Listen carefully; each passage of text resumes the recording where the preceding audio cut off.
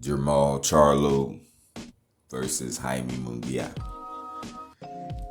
Yeah, I mean, let's all just pretend like all this challenge ducking and challenge bucking isn't happening, and Jermall Charlo was actually facing a fighter the caliber of Jaime Munguia. You know, Jaime Munguia is, I don't think he's as experienced as Jermall Charlo, but at the same time, Jaime Munguia has been, like, in his fights, he's very dominant. You know what I mean? He passes the eye test. The guy has a sturdy body. You know, he has a good jab. All his fundamentals are very good.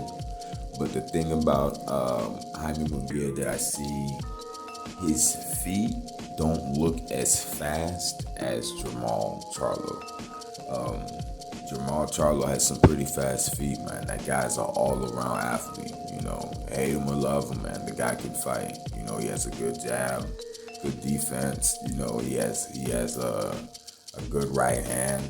I mean, he's, to me, always been a little bit more tighter skill-wise than Jermall Charlo.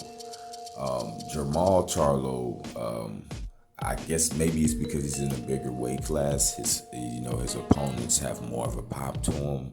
He has to be a little bit better defensively, but I think he actually is. You know what I mean? It'd be nice if he'd step it up and take on a harder challenge. You know, for all of us to see. You know, because as fight fans, it isn't as entertaining watching him fight a fighter we feel like he's going to win already. That fight that he has, that he's favored in. You want to watch him fight in a fight that, he's against a good, tough competitor, and he actually has a chance to lose. Jaime Munguia, is a good fighter, man. He actually has that power that you see sometimes when he counters guys.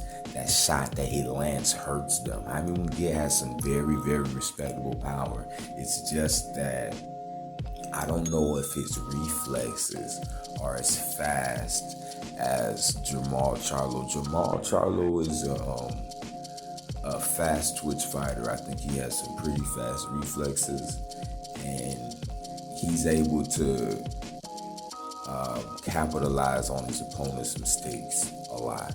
He'll just jab, and then he'll wait for them to do something, and he capitalizes off the mistakes. That's something that the trainer Ronnie Shields, I think, has imparted in Jermall Charlo, because people have to remember that Ronnie Shields is a very, very, very good trainer. He used to train Holyfield.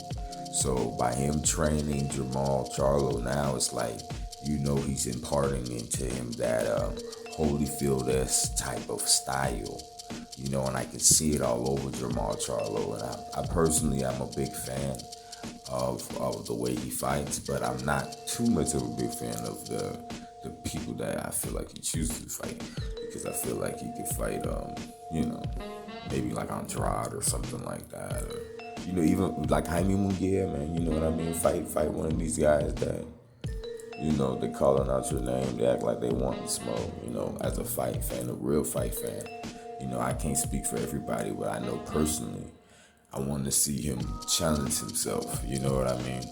Jaime Munguia is a good challenge, it's not like the fight that you're going to go into and you already know Jermall Charlo's going to win, it's almost a 50-50 fight. Personally, I probably would lean a little bit towards Jermall Charlo, just because I feel like he has more experience. Although he hasn't been fighting that top level of fighter, Jermall Charlo's been fighting, man.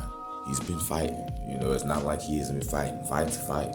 You know what I mean? He got a lot of fights under his belt. A lot of punches being exchanged between him and opponents under his belt. You know what I mean? Jaime Munguia, though, is a different caliber of opponent, I feel like. But I feel like it's a caliber opponent that we need to see Jermall Charlo fight instead of the opponent that I hear he's about to fight.